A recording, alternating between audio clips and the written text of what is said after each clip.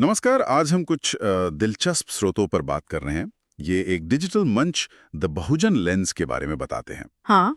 और ऐसा लगता है कि ये मंच उन आवाज़ों को, उन कहानियों को सामने लाने की एक कोशिश है जो अक्सर मेन स्ट्रीम में सुनाई नहीं देती। हम्म।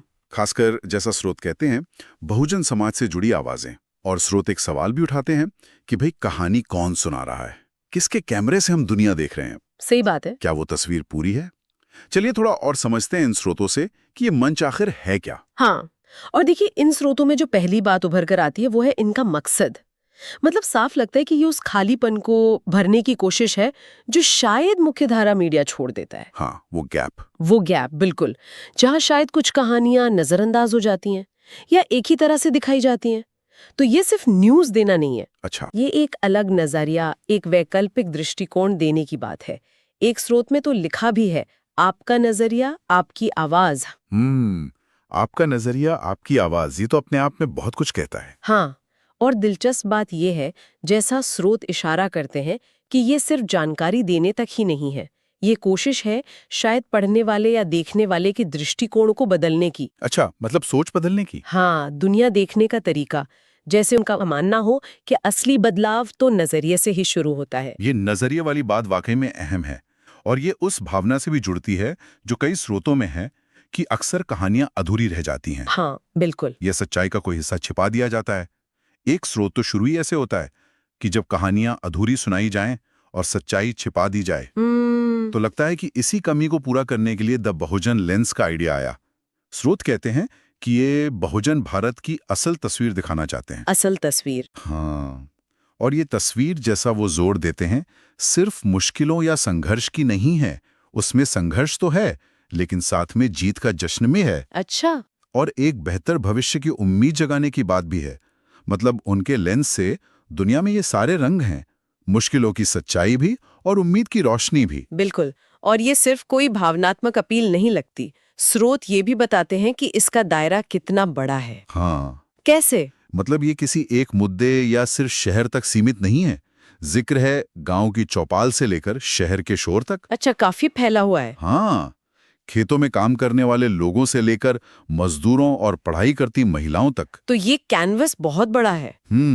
और मुद्दे भी देखिए, न्याय, हक, सम्मान, शिक्षा, तरक्की और वो इतिहास जिसे अक्सर भुला दिया जाता है। हाँ, वो अनसुना इतिहास। हाँ, जिसे शायद मेन स्ट्रीम में जगह नहीं मिलती।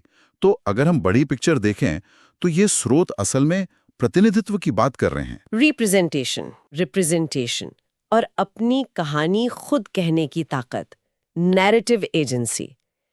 एक स्रोत साफ कहता भी है कि ये उन करोड़ों लोगों की कहानियां, उनके संघर्ष, उनकी जीत को मंच देने का मिशन है। तो ये सिर्फ कहानी सुनाना नहीं है, बल्कि कहानी कहने का अधिकार वापस लेने जैसा है, ऐसा लगता है। हाँ, और प्रतिनिधित्व का मतलब सिर्फ ये नहीं कि आप मौजूद हैं, बल्कि कहानी कैसे कही जा रही है, ये भी जरूरी है। बिल्कुल। और यहीं पर स्रोतों का एक और दिलचस्प पहलू आता है। वो कहते हैं कि ये चैनल सिर्फ ये नहीं बताता कि क्या हुआ। अच्छा। हाँ, बल्कि ये गहराई में जाकर विश्लेषण करने का दावा करता है कि ऐसा क्यों हुआ, और शायद इससे भी जरूरी कि आगे क्या हो सकता है। अच्छा, विश्लेषण पर जोर है। हाँ, मतलब सिर्फ खबर नहीं, उसके पीछे की वजह और आगे का रास्ता, ये समझ बनाने की कोशिश है। एक स्रोत तो इसे बाकायदा पाठशाला कहता है। पाठशाला मतलब स्कूल? हाँ, एक तरह से, जहाँ अधिकार, कानून, सरकारी योजनाएं, ये सब आसान भाषा में समझाई जाती हैं। ओह, ये तो बहुत जरूरी है। हाँ, ताकि जानकारी सिर्फ कुछ एक्सपर्ट्स तक न रहे, बल्कि आम आदमी तक पहुंचे, जिसके जीवन पर इन चीजों का सीधा असर पड़ता है। ये ज्ञान को एक तरह से सबके लिए उपलब्ध कराने की कोशिश लगती है। ये पाठशाला वाला आइडिया वाकई में बहुत अच्छा है। ये सिर्फ जानकारी देना नहीं हुआ, नहीं। ये तो सीधे सीधे उन लोगों को सशक्त बनाना हुआ जिन्हें शायद ये जटिल चीजें समझने में मुश्किल होती है। सही बात है। हाँ, विश्लेषण और शिक्षा तो है ही, लेकिन स्रोतों में एक और चीज बार बार आती है जो इसे सिर्फ एक चैनल से ज्यादा बनाती है। वो है एक समुदाय बनाने का विचार। जो सच के साथ खड़ा है और एक बेहतर कल के लिए मिलकर आवाज उठाता है। ये चैनल हर उस व्यक्ति के लिए है जो समानता और न्याय में यकीन रखता है। यहाँ हम सिर्फ खबरें नहीं दिखाते, बल्कि एक समुदाय बनाते हैं जो एक दूसरे से सीखता है और साथ मिलकर आगे बढ़ता है। तो ये जो जुड़ाव है, ये एहसास, ये इस मंच की पहचान का अहम हिस्सा लगता है।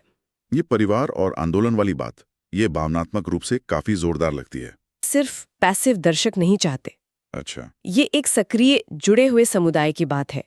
ये मंच हमें मिलवाता है असली हीरो से। असली हीरो मतलब वो आम लोग जो अपनी रोज की जिंदगी में अपनी मेहनत से चुपचाप समाज में अच्छा बदलाव ला रहे हैं, मिसाल बन रहे हैं। अच्छा, ये तो बहुत अच्छी बात है। हाँ, तो ये सिर्फ बड़े राजनीतिक या सामाजिक मुद्दों पर ही नहीं है, बल्कि जमीन से जुड़े लोगों की कहानियों को भी सामने लाता है। हाँ ये सिर्फ समस्याओं की लिस्ट नहीं, बल्कि समाधान और प्रेरणा भी दिखाने की कोशिश है। हाँ, ये उस सोच को चुनौती देता है कि हीरो सिर्फ इतिहास में या बड़े पदों पर होते हैं, बिल्कुल। और ये असली हीरो वाली बात सीधे सीधे इनके मिशन से जुड़ती है। जैसा स्रोतों में बार बार कहा गया है, मिशन है करोड़ों लोगों की अनकही कहानियों, उनके संघर्षों, उनकी जीतों को मंच देना। हाँ, वो आवाज बनना। हाँ, बहुजन जीवन, उनकी सच्चाई, चुनौतियां, सफलताएं, इस पर एक ऐसा नजरिया देने का जो उनके हिसाब से निष्पक्ष हो, जमीनी हो, अंदर से हो। हाँ, अंदर से हो।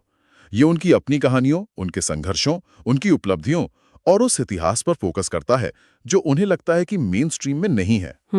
और मकसद सिर्फ जानकारी देना नहीं है, बल्कि विश्लेषण से समझ बढ़ाना, पाठशाला से सिखाना और परिवार की भावना से एक समुदाय बनाना भी है। सही। ये वो आवाज बनने की कोशिश है जो उस शोर में अपनी जगह बनाना चाहती है, जहां कुछ आवाजें बहुत तेज होती हैं और कुछ लगभग दब जाती हैं। ये एक न्योता है सक्रिय भागीदारी का, इन सच्ची कहानियों को फैलाने में मदद करने का, और दुनिया को बहुजन भारत की एक अलग, उनके नजरिए से सच्ची तस्वीर दिखाने के बड़े मिशन में शामिल होने का। ये जुड़ाव सिर्फ देखने पढ़ने तक नहीं, उसे आगे बढ़ाने की जिम्मेदारी भी शेयर करने जैसा।